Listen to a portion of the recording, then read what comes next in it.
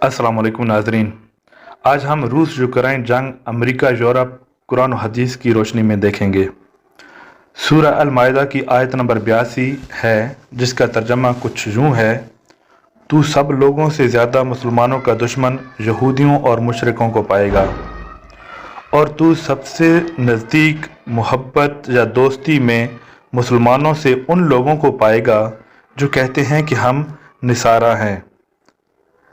ये इसलिए कि उनमें उलमा और दरवेश हैं, और इसलिए कि वो तकब्बुर नहीं करते। वैसे तो इस आयत के शान नज़ूल का ताल्लुक बादशाह नजाशी, जहाँ सहाबा हिजरत करके गए थे, उससे है, लेकिन वो कहते हैं ना कि कुरान समंदर है और क़यामत तक के लिए इसरार और रमूज़ खोलता रहेगा। कोशिश करते हैं इस आयत में मौजूदा दौर के हिसाब से तदब्बर करने की। इस आयत में दो बातें वाज़ेह की गई हैं। नंबर 1, यहूदी और मुशरिक मुसलमानों के शदीद तरीन दुश्मन हैं, उनसे खैर की तवक्को रखना फजूल है। मुशरिक यानी बुतों की पूजा करने वाले और ऐसे अकायद रखने वाले यहूद का तो सबको ही पता है। नंबर 2, अगर मुसलमान किसी से कुछ दोस्ती की तवक्को रख सकते हैं तो ये वो लोग हैं जो ईसाई हैं। अब अगर मौजूदा दौर में हम देखें तो ईसाइयत के 3 बड़े फ़िरके हैं। नंबर 1 कैथोलिक, नंबर 2 प्रोटेस्टेंट और number 3 Orthodox. Italy, France, Spain वगैरह तकरीबन आधे यूरोप में कैथोलिक ईसाई हैं। America, England, Canada, Germany, Denmark वगैरह में प्रोटेस्टेंट ईसाई हैं। ये बात रोज़े रोशन की तरह अयां है। हर शख्स जानता है कि अमेरिका और यूरोप में यहूदियों का बड़ा असर व रसूख है। यहाँ तक कि यहूदी लॉबी अमेरिका के इलेक्शन तक पर असरअंदाज है। उनका कंट्रोल इस हद तक है कि यहूदी लॉबी की मर्ज़ी के बिना कोई शख्स अमेरिका का सदर नहीं बन सकता। यही हिसाब यूरोप का है। अमेरिका और यूरोप में यहूदी लॉबी के फ़ैसले बहुत ज़्यादा असरअंदाज होते हैं। इसलिए यूँ समझ लें कि कैथोलिक और प्रोटेस्टेंट ईसाई या तो यहूद के साथ हैं या फिर उनके ज़ेरे निगूं हैं, उनके अंडर हैं। अब बाकी बचा ईसाइयत का एक फ़िरका, जिसे ऑर्थोडॉक्स ईसाई कहा जाता है। पूरे रूस, यूक्रेन, पोलैंड और रूस की सरहद के साथ साथ तकरीबन तमाम ममालिक में ऑर्थोडॉक्स ईसाई हैं। अब सवाल पैदा होता है कि अगर किसी से दोस्ती की तवक्को रखी जा सकती है ऊपर दी गई आयत के मुताबिक, तो वो कौन से ईसाई हैं? इस पर तहकीक करें तो पता चलता है कि ईसाइयत इस वक्त की वो नहीं है जो हज़रत ईसा अलैहिस्सलाम लेकर आए, लेकिन उनकी तालीमात के नज़दीक तरीन अकायद रखने वाले आज के दौर में ऑर्थोडॉक्स ईसाई ही हैं, जो उन तालीमात पर अमल करते हैं।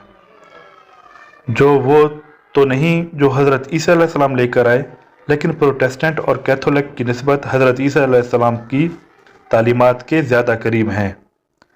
चलें, अगर इस बात को छोड़ भी दें, ना माने, तो चलें उस वक्त को देखते हैं जब ये आयत नाजिल हुई। उस वक्त रोम सबसे बड़ी ईसाई सल्तनत थी, जिसका मरकज़, या यूँ कह लें जैसे हमारे लिए खाना काबा है, उसी तरह उस वक्त ईसाइयों का सबसे बड़ा चर्च और इबादतगाह इस्तांबुल में वो चर्च था जिसे आज आया सोफिया की मस्जिद कहा जाता है। तुर्की मरकज़ था ऑर्थोडॉक्स ईसाइयों का। इसी वजह से माजी में रूस और तुर्की की बहुत जंगें हो चुकी हैं। हज़रत मोहम्मद सल्लल्लाहु अलैहि वसल्लम के दौर में जो रोम में ईसाइयों की हुकूमत थी, वो भी ऑर्थोडॉक्स ईसाइयत थी। प्रोटेस्टेंट और कैथोलिक थे भी तो बहुत कम। यहाँ एक वाक़या बयान करता चलूँ। उन्हीं ऑर्थोडॉक्स ईसाइयों के हवाले से एक आयत नाजिल हुई थी और हज़रत अबू बकर सदीक रज़ी अल्लाह अन्हु ने एक मुशरिक से शर्त लगाई थी। उस वक्त दुनिया में 2 सुपर पावर्स थीं, फारिस और रोम।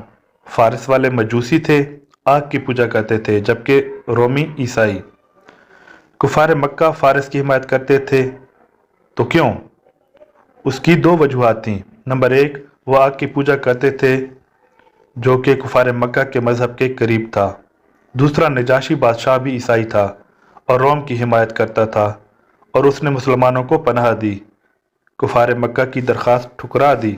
इसलिए कुफार मक्का ये कहते थे कि ये ईसाई भी अल्लाह, नबी और वही को मानते हैं, इसलिए ये भी मुसलमानों के साथ के हैं। फारस ने तकरीबन पूरे रोम पर कब्जा कर लिया था। मिस्र, लीबिया, ईशाय कोचक, यहाँ तक कि जो रोमी हुकूमत का मरकज़ था तुर्की, वहाँ भी कब्जा कर लिया था और रोमियों का इतना कत्लेआम किया था और ऐसी दुर्गत बनाई थी कि रोमी हुकूमत बेबस हो चुकी थी, ख़त्म हो चुकी थी। यहाँ ये बात बताता चलूँ कि यहूदी किस कदर ख़िलाफ़ थे कि फ़ारस की फ़ौज में 26,000 यहूदी थे जो फ़ारस के खुसरो परवेज़ को सपोर्ट कर रहे थे। कुफार मक्का मुसलमानों का मजाक उड़ाया करते थे कि देखो तुम्हारे वाले अकायद रखने वाली कौम का क्या हाल हो रहा है और हमारे जैसे अकायद रखने वाले कैसे गालिब आ गए हैं। सहाबा दिली तौर पर रोम के ईसाइयों को सपोर्ट करते थे और उनके लिए नरम गोशा रखते थे। कुफार मक्का की ये बातें सुनकर सहाबा रंजीदा और दुखी हो जाते थे।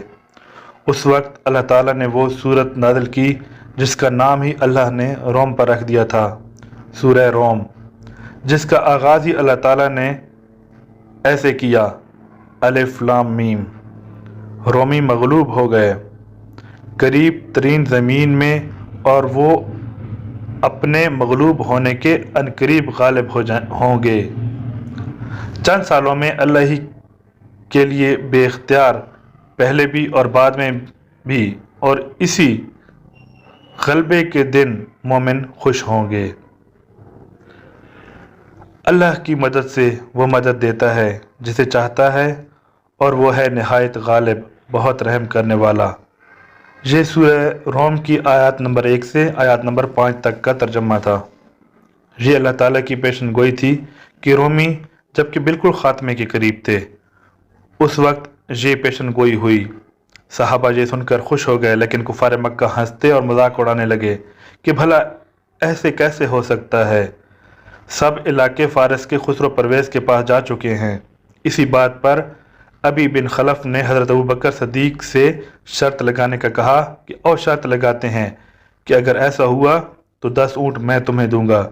हज़रत अबू बकर ने 10 की बजाय 100 ऊँटों की शर्त लगाई और उसको बाकायदा लिख लिया, और 10 साल का अरसा मुकर्रर कर लिया गया।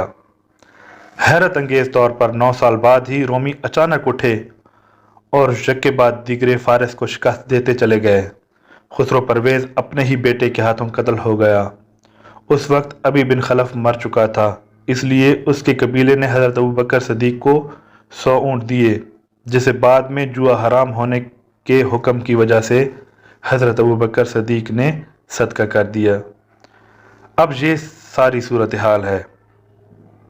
उस वक्त आर्थोडॉक्स की रोमी हुकूमत यूरोप, तुर्की, मिस्र, लीबिया वगैरह पर थी, और आज की आर्थोडॉक्स हुकूमत रूस पर मुश्तमिल है।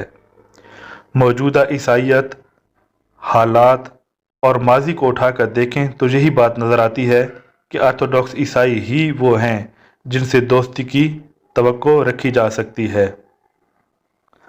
पाकिस्तान बनने से अब तक पहली बार पाकिस्तान उसके साथ नज़र आ रहा है जो आर्थोडॉक्स ईसाई हैं।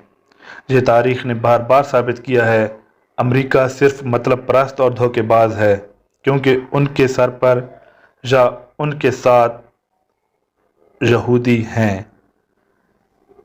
उसकी निस्बत रूस कई गुना बेहतर है। जहाँ यूक्रेन की बात करें तो वहाँ भी आर्थोडॉक्स ईसाई हैं, लेकिन वहाँ के अशराफिया नेटो, यूरोप और अमेरिका का साथ देना चाहते हैं, और यही उनका जुर्म है जिसकी वजह से आज वो जंग का अजाब देख रहे हैं। यहाँ सनन अबी दाऊद की एक हदीस सामने रखता हूँ। मुसलमान और ईसाई दोनों मिलकर किसी मुश्तरका दुश्मन से लड़ाई करेंगे और उन्हें फतह हासिल होगी। दोनों आपस में माल गनीमत तकसीम करेंगे और इसके बाद एक टीलों वाली जगह पर पड़ाव डालेंगे, जहां एक ईसाई कमांडर खड़ा होकर ऐलान करेगा, सलेब गालिब हुई। एक गैरतमंद मुसलमान कमांडर उठकर उससे थप्पड़ मारेगा। झगड़ा बढ़ जाएगा, जिसके नतीजा में ईसाई सुलह का मुआहदा तोड़ देंगे और मुसलमानों से इंतकाम लेने के लिए 80 ईसाई ममालिक का एक इतिहाद कायम करेंगे। घुमसान की जंग होगी, जिसमें मुसलमानों का सारा लश्कर शहीद हो जाएगा और ईसाइयों को फतह होगी। इस हदीस से ये सामने आता है कि ईसाई और मुसलमान एक होकर किसी मुश्तरका दुश्मन से लड़ेंगे। अब हालात देखें तो रूस के साथ पाकिस्तान, चीन, अफ़गानिस्तान, इन सब के मफादात एक हैं। और कल तो यूक्रेन ने किर्गिस्तान और जॉर्जिया से अपने सफ़ीर वापस बुला लिए हैं, क्योंकि इन दोनों ममालिक ने रूस की हिमायत की। किर्गिस्तान मुसलमान मुल्क है और जॉर्जिया ऑर्थोडॉक्स ईसाई। साफ साफ नज़र आ रहा है कि दो ही कैंप फाइनल हो रहे हैं, एक मुसलमान ममालिक और ऑर्थोडॉक्स ईसाइयत का, दूसरा यहूद और उस ईसाइयत का जो यूरोप और अमेरिका में है।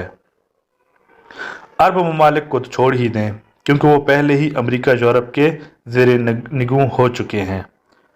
मुख्तसर खुलासा ये है कि जो नज़र आ रहा है कि मुसलमान और रूस मिलकर अमेरिका यूरोप से लड़ेंगे और फतह हासिल करेंगे, माल गनीमत तकसीम करेंगे और बाद में रूस और मुसलमानों में मज़हब ही की बुनियाद पर झगड़ा होगा और दोनों अलग होकर एक दूसरे से जंग पर उतर आएंगे। उस वक्त सारी ईसाइयत, यहूदियत, मुशरिक, मजूसी एक तरफ कैंप बना लेंगे और दूसरी तरफ सिर्फ मुसलमान होंगे। फिर वो जंग होगी जिसे हजूर सल्लल्लाहु अलैहि वसल्लम ने मलहमतुल कुबरा यानी तमाम जंगों की माँ कहा है। वो जंग जो आज से पहले किसी ने नहीं देखी होगी, लेकिन आखिर में जीत मुसलमानों की होगी। फिर बाद में दजाल आएगा। ये सारे हालात और मुस्तकबिल का नक्शा है, जो धुंधला था अब वाज़ेह होता जा रहा है। कुरान और हदीस क़यामत तक के गाइड हैं, आपकी रहनुमाई करते हैं और ये सब रहनुमाई की जा चुकी है। जब अफ़गानिस्तान में अमेरिका आया, उस वक्त नज़रिया था और वो कहता था कि ज़लील होकर निकलेगा। लोग मजाक उड़ाते थे। ग़ज़वा हिंद का जिक्र करूं तो अब भी लोग मुखालफत करते हैं, लेकिन हालात उसी रुख पर जा रहे हैं। बाकी सब कुछ जानने वाली ज़ात अल्लाह की है।